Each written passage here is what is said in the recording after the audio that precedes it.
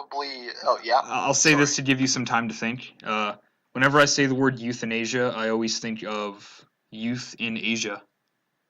Yeah, I'm sure a lot of people think of that because it's like a compound word. Every time, like every time I say it or I ask how do you feel about it, I just picture like a young Asian person. But all right. Okay, okay. I think of whenever someone think of youth in Africa for some reason. You think don't tell me why. Or don't ask me why. Anyway. Yeah. You first. Yeah. Killing people, like assisted suicide or whatever. Yeah, that's what it's called. Yep. Definitely can go for that. You know. You're all for the killing of people. Well, yeah. The main argument for it is, I think, if they don't want to continue living, like they're in great pain or whatever, that's the main argument. Let's say they have 4th stage cancer. Come on, just take it down already. Then I think it's pretty good. I think it's good in that scenario. But then we get to the thing where the main argument against it I've heard is, well, if we let people have the option, then they'll try to what do you say? Manipulate the option. So even if they're not deserving of euthanasia, they'll still try to do it, kind of thing. You know what I mean? So even if somebody doesn't deserve to be put down, yeah, they'll get it anyways. No, okay. So I said that badly. Sorry. Okay, this is an easier way to explain it. I just thought of it. Yeah. So, okay. In this hypothetical scenario, 4th stage cancer patient, they really want to die. They're in horrible pain all the time. Yeah. Okay, they do it. Good. They're dead. But then we have, let's say, a person with depression or mental suicidal tendency. Yep. They'll say, yeah, I want to die too, and then the doctor will be like, well, your papers or whatever, they don't let me. I'm not legislated to. Yeah. But then let's say that mental person will go to their psychologist or psychiatrist, whatever you call it. Then they'll try to abuse the system so they can get assisted suicide, even if technically they're not able to, and then that's kind of the fault, I guess, because I guess the main argument against a lot of things is, well, if it exists, then people are just going to abuse it.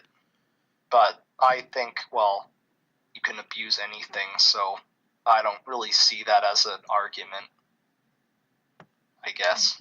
Yeah, I'll give my 2 cents on it. I've also been looking up some stuff about psychology and if it's a science, and it's actually a lot more split than I thought.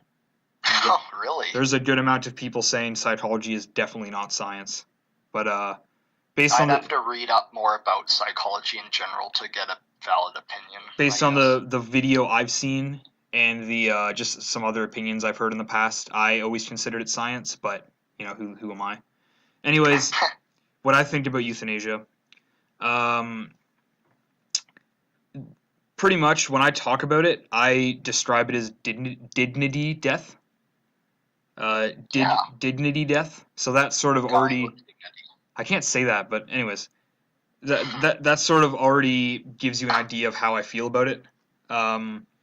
Pretty much, I think that there are 2 layers to this, and there's only 2 groups or 2 layers of people who should actually be consulted in this at all. These are the only people who should actually, obviously everybody can say whatever they want and have a say, but these are the only 2 opinions, or the only 2 groups of people that should actually be able to change anything with when it comes to deciding if a person should kill themselves or not, or if they should be put to death.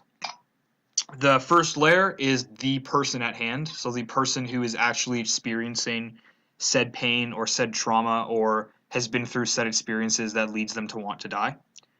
Because obviously, like something I always say is you're never going to find another person who understands you as much as you understand yourself.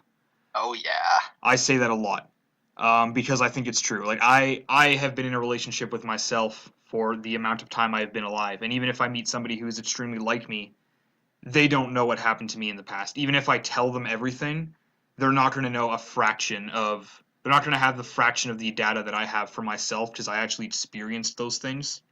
Yeah, definitely. So I think that the person who should have the most say in whether they live or die should be the person who wants to live or die. So if somebody wants to kill themselves, they should have the right to do it. It shouldn't be a crime. It shouldn't be a thing of shame. I obviously hope they don't, and I hope they get help. But they should have the right. There shouldn't be any barrier in between that says you need to live at least 3 more months or whatever. And after those 3 months, if you still want to, do it. Or consult, do these 2 or 3 things. And if you still feel this way after those 2 or 3 things, then you can. It's like they should just be allowed to if they want to. Okay, this is going to both not counter, but like add to your argument and my previous one, because it kind of gave me kind of a way to think about it. So when you say, so for the first layer at least, that person knows best. Yes, yeah. So when I talk about the guy with the depression or whatever, and I'm thinking, well. Okay, sorry. Now you worded that in a way I don't like. Oh, it's not. I mean, suicidal, whatever. No. What I mean is, instead of saying that person knows best, I would rather say that person should just have the most say.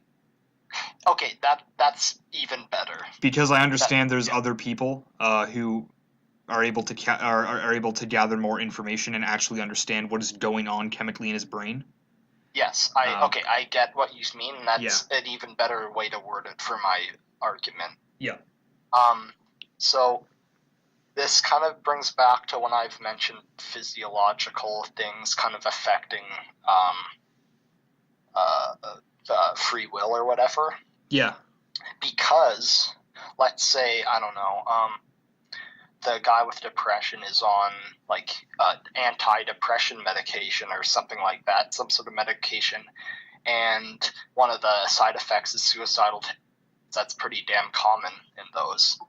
Or maybe he was might have been his prescription, or he was badly prescribed. I don't know the word for that, and because of that, his like altered brain chemistry, because his brain isn't working how it should, because it's been like altered with chemicals, he's not thinking right.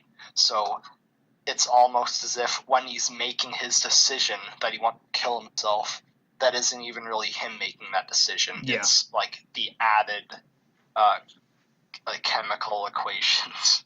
Which brings me into my second layer, and I'm happy you said that because this actually builds up what I was going to say after better for my second layer of euthanasia. The second layer should be the friends and family members of that said person and the professionals who have actually been trained on diagnosing what is wrong with this person or what the problem is that makes them want to cease living. Because like you just said, even though I think the person who is going through it should have the most say in whether they live or die because it's their life, and they shouldn't be controlled in any way. I understand that they're not always going to come away with the best decision. So I think that there should be a effort amongst everybody else I just said to do their best to try to keep this person alive or to try to have their life ended if they think that that's what's best for the person. But I think everybody else, like every single other community and group of people, should just not have a say besides those two or three layers. Because those are really the only people who I think are going to affect the decision. I don't think that you should have any. That people will say whatever they want, but I don't think that I don't think people should go into it and say this person shouldn't be allowed to do this, even though I just met them right now and I don't know anything about what they've been through and I don't respect their rights as a human. Nobody should be able to point and say that, or they can say that, but it shouldn't make a difference at all in whether euthanasia is legal or not. But I'm definitely for people just having as much control as possible because I definitely feel like we've been stripped of a lot of control based on the way we live.